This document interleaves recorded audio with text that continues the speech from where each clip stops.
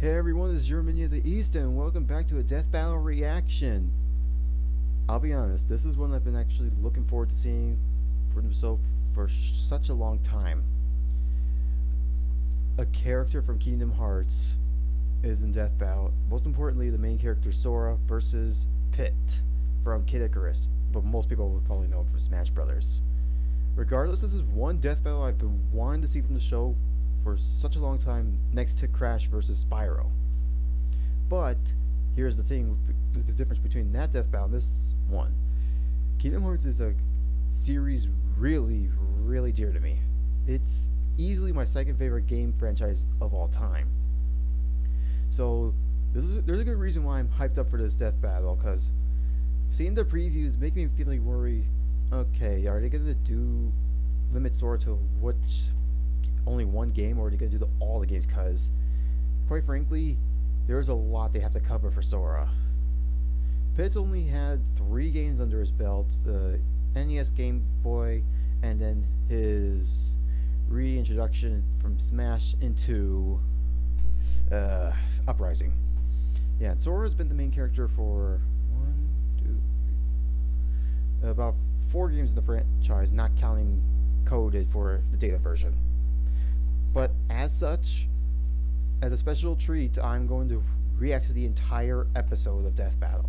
But as usual, watch the whole episode first before coming to watch the reaction. I highly encourage everyone to support the show and the people who worked on this. They deserve all the hard work they do to entertain everyone that they can. So with that said, let us begin this Death Battle episode.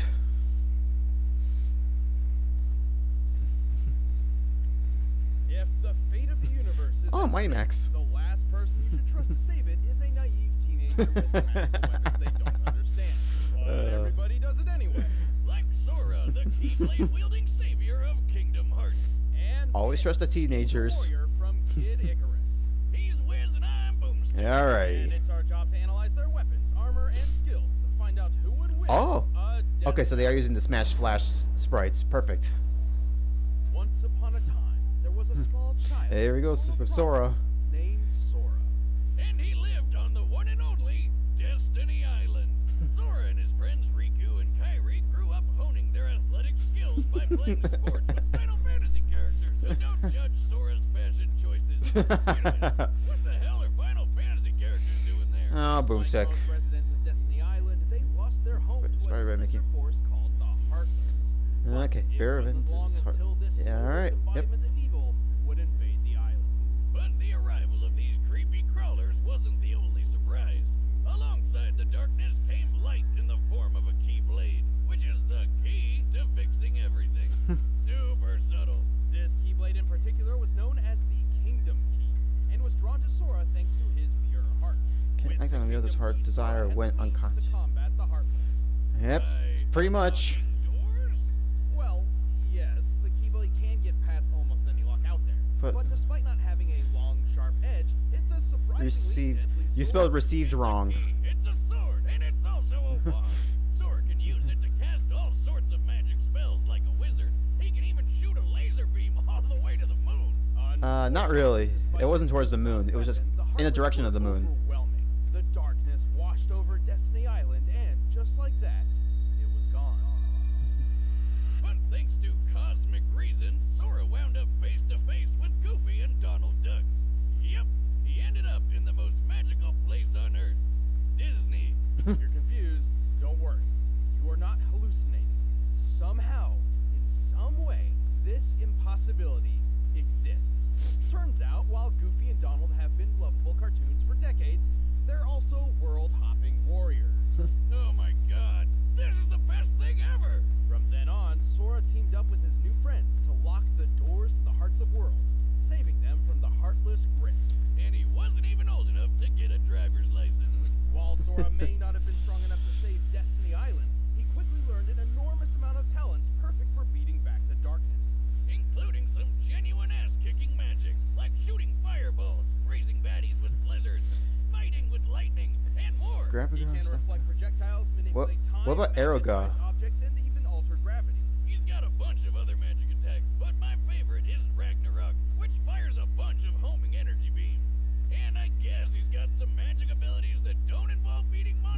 Sonic Blades, and Ars Arcanum. But Wiz insists we talk about it. Thanks to the Kingdom Key sword, he can use spells which remove negative effects, including curing his own wounds. He can also glide like Peter Pan and teleport like Figment. Still don't know if we should call it a sword. But Sora can make it even better with keychains. They can even transform the whole Keyblade into more powerful versions with way more badass names, like Oathkeeper. With all these abilities, Sora battled the Heartless and took the fight to the man who discovered them, Xehanort. He even defeated Xehanort's You said Heartless Xehanort and wrong. his nobody. Oh, that's kind of harsh, Wiz. Why are you calling him a nobody? He's definitely somebody. Okay. Nobody is a somebody without a heart, but a Heartless isn't a somebody or a nobody, though they may have been a somebody filled with anger, like Scar from The Lion King. Well, I'm a somebody that's really, really confused. Outsider looking in. Found he had to be insanely strong, fast, and tough. He's speedy enough to run up a building and quick enough to dodge magic lightning. Not just magic lightning, real legitimate lightning from the sky, a feat which could only take mere milliseconds. Sora put all that speed to good use once, Yep. perfectly blocking hundreds of lasers from damn near every angle in just a few seconds. So it's safe to say he's So that's your 7 Yep. As for his strength, not only has he cut through giant building-like structures with ease, he's launched them as projectiles. Though gravity is in flux here, a building this size normally weighs around 100,000 pounds. He's held back 2 of Cerberus's heads and went toe-to-toe with Hercules. You know, the demigod who threw a giant rock monster into space.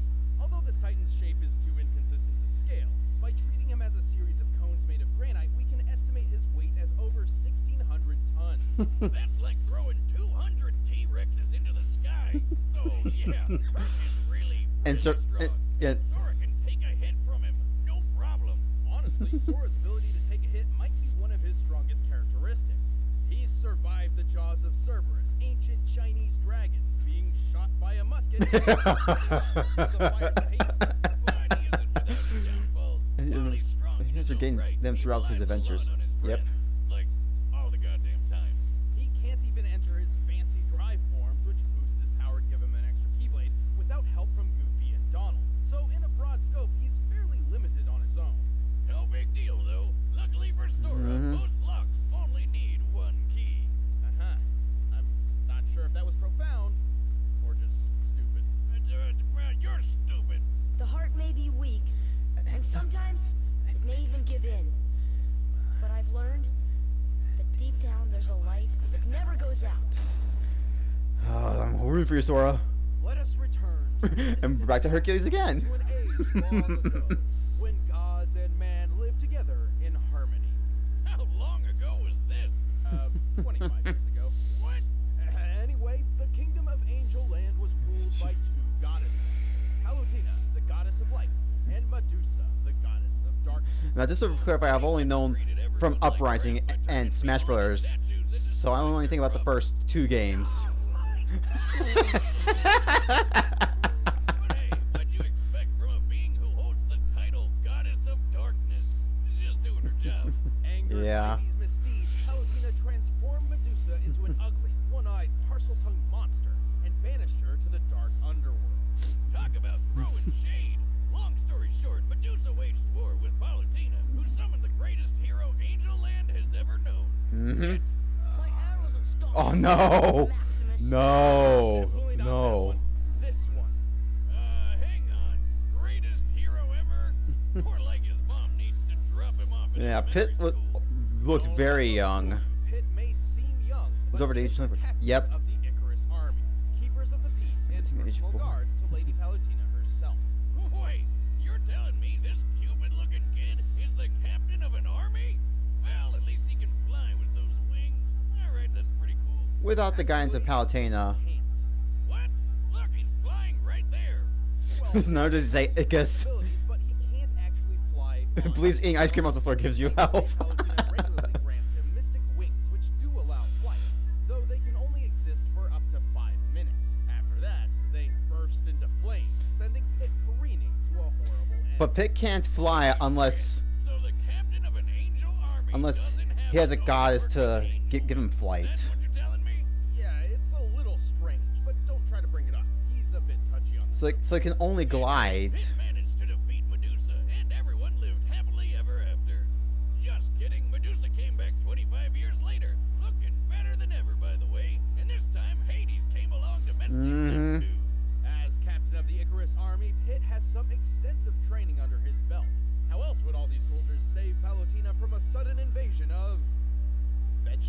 So yeah, this short was so silly. A soldier without his weapons. Facing a huge arsenal of weaponry. He is well known for his archery skills and shows it off with his trusty weapon of choice, the Palutena bow. This bow uses awesome laser arrows that can actually be guided by Pit. And if his enemies get close, Pit can split the bow into 2 short blades for quick, deadly slicing. Now that's a practical weapon. He is highly skilled with several classes of weapons. His arsenal has been imbued with the strength and power of the gods, making So him many. capable of wielding them. These range from orbitars, like floaty shoulder cannons that can also block attacks, to blades, cannons, claws, hammers. Well, it depends on which orbiters. And weaponized tattoos. Ah, I wish my tattoo was a weapon. Anyway, all these weapons were forged by Mentos, the god of forge. Dintos. Dintos, the fresh maker. And who also crafted Pit's ultimate weapons, the 3 sacred treasures. Hidden away in 3 sealed caskets, the sacred treasures consist of Angel Land's mightiest weapons, which can only be used by the most heroic and worthy of heroes. The mirror shield reflects projectiles. The wings of Pegasus give Pit unrestricted flight and improved speed. And the arrow of light is the ultimate weapon of the gods that can murder basically anything. Well, The arrow only of got light is absolutely only enemies of the deadliest darkness. weapon in Pit's arsenal, and increases in power based on Pit's own health and strength. And when Ooh. all 3 treasures come together, Pit is granted the legendary silver armor. You tapping into my stash of booze, Wiz? That's not silver. It's gold. Well, colors are different in heaven, I guess. Weird. Well, Pit's learned several abilities throughout his adventures, like healing, dropping mines, and making his arrows invisible. And all of his skills came Such as in handy. Yep. Not only did he defeat Medusa, but he's taken on alien pirates, a space kraken, and the god of death, Thanatos. At one point when Thanatos attacked a village, he launched a large boulder which Pit obliterated so thoroughly it was completely pulverized in midair. Wait a minute. How are those Trojan horse Star Wars walkie thingies not tipping over? Powers. Jesus Focus, Christ. Boomstick. Pulverization is defined as reducing an object to dust, which certainly applies here. To determine the force necessary to do so, we first need the size of that boulder. For that, we'll compare the boulder to those pillars. Oh, here comes the math. Ugh. Pocket protection, nerd. Thanatos, when standing near the pit, appears to be about 11 feet 6 inches tall. By comparing his height to the pillars, we've determined them to be 18 feet tall. By comparing that to the boulder, it's clear it has a diameter of 115 Oh, feet. Jesus To pulverize Christ. a stone this large, Pit's strength must have outputted energy equal to nearly 1,600 pounds of TNT. Wow. Damn, little angel kid can dish it out. Pit's also incredibly quick. He was able to maneuver, react, and fly from the top of these clouds to the lunar sanctum in less than 40 seconds. Despite looking like one, that's no moon. It's a space station, orbiting the Earth at a similar altitude to the International Space Station. The average distance from the ISS to the highest cloud layers is about 242 miles, meaning Pitt must have flown around 21,600 miles per hour. But that was assistance. But that's with assistance with Man, Not only that, Pitt dodged with wind Palutena.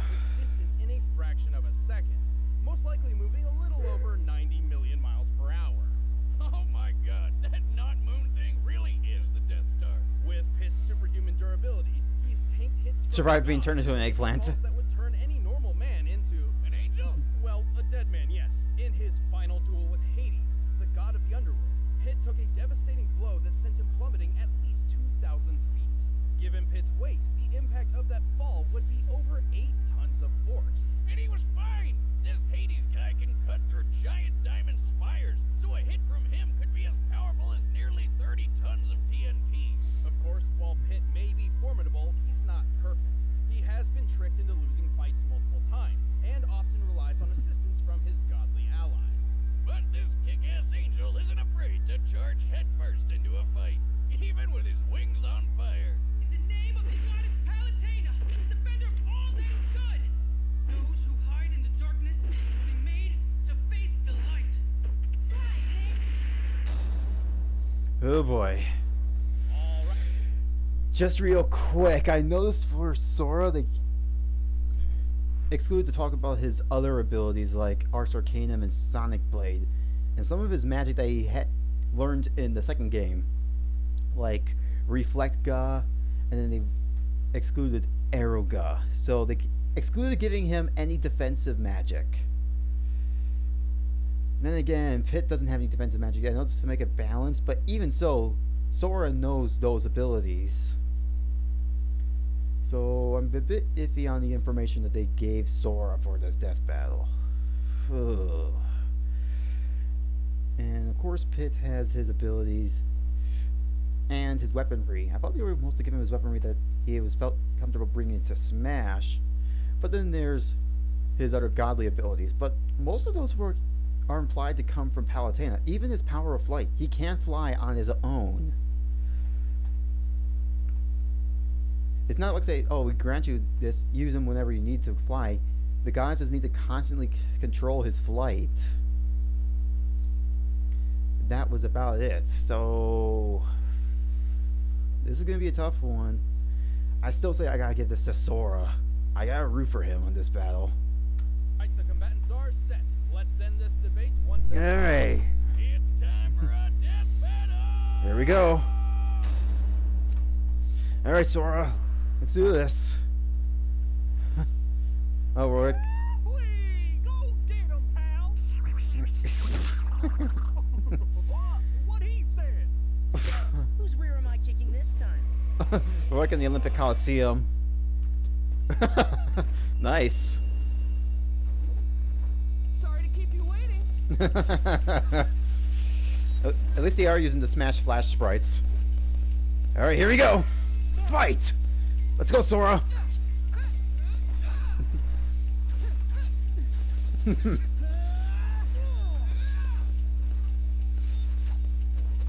Whew. Nice. Take this! Fire. I've seen candles that are scarier than you.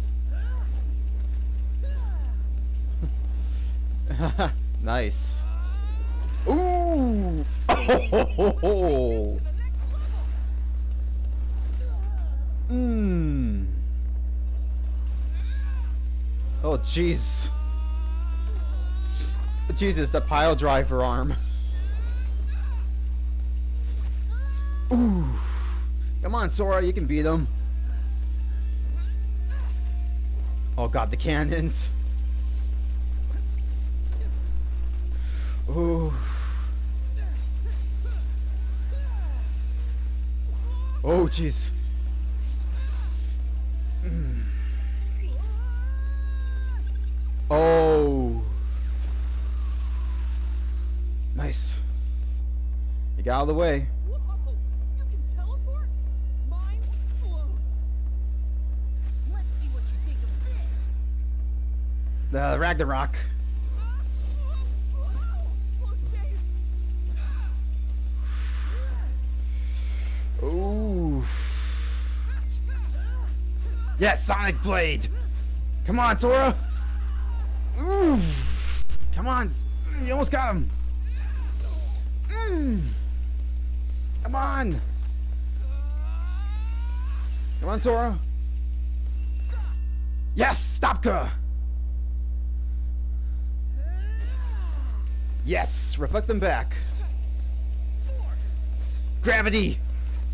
Stop his flying. Bring him back down.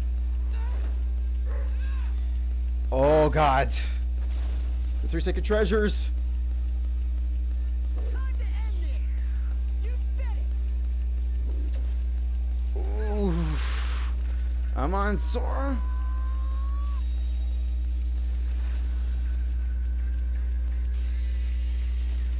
Yes! Yeah!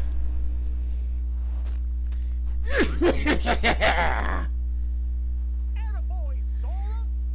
Yeah! KO! That's one way to fly too close to the Sora, son. Pit may have had the advantage in flight and experience, but he had Sora's strength, toughness, Yeah. and speed. Hit may have dodged a laser moving 90 million miles Yeah. per hour, but Sora's reaction speed was enough to dodge natural lightning. Yeah. Lightning bolt's return stroke, which constitutes the bright flash, moves at around 220 million miles per hour. Twice as fast as Pit. That Yeah. teleporting and From or immune to time various manipulation effects. powers meant Yep. Sora was just too quick for Pit to Mhm. take very many big hits. Plus,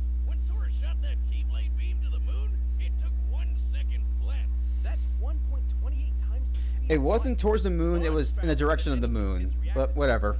Of course, Pitt did have enough weapons to keep Sora busy, but Sora's impressive wide-ranging magical arsenal provided multiple back from similar counters for inanimate pretty much object. anything Yep. you threw at him, including superior healing techniques. Hey, remember that building Sora cut through?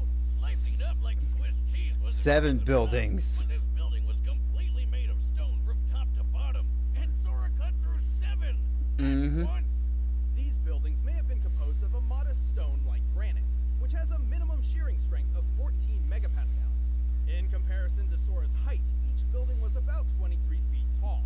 By measuring Sora's largest slash and the distance cut through all 7 buildings, we can determine Sora's striking energy to equal, at minimum, 78 tons of TNT. That's way more than Pitt's boulder pulverizing. Woo! No wonder this guy beat Herc. Speaking of Nice. which, let's compare some of the strongest beings Sora We're not included as they were The incidental. amount of energy needed for Hercules These to is- throw that we'll rock encounter into each other. space had to have been around 24 megatons of TNT, whereas Hades' strikes were equivalent to only 30 tons at best. So Pitt had never survived anything close to Sora's strongest attacks.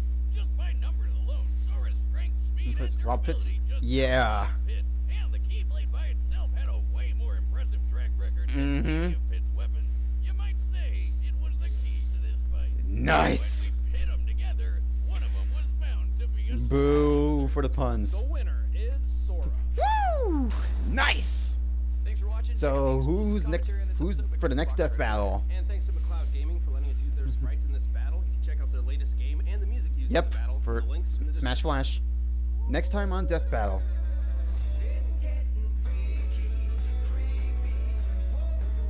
Oh, ooh, Frank West and Leon Kennedy. Ooh, Battle of the Zombie Killers. Ooh, that's going to be something. But yeah, this was a very nice death battle. Although I do have criticisms with excluding some of Sora's magic, but I guess in the long run, it was incidental to taking down Pitt, especially when they gave Pitt his ability to fly, even though it's technically outside sources you need for Pitt to fly, when you need a goddess to give him that flight ability. But I guess regardless, all that Pitt could do was give Sora just a bit of a run for his money, yet Sora had the tools and the magic to take down Pitt. I'm surprised how close this actually was. I was kind of getting worried for a moment with Sora there. But this was a very fun death battle. I gotta give it credit, especially with the use of the Super Smash Flash sprites, which that game is really fun. I'll also leave a link in the description box down below for that game. If you haven't seen it yet, check it out. But with that said, this has been your Minute of the East. So, until next time everyone, take care, and Battle of the Zombie Killers. That's gonna be interesting.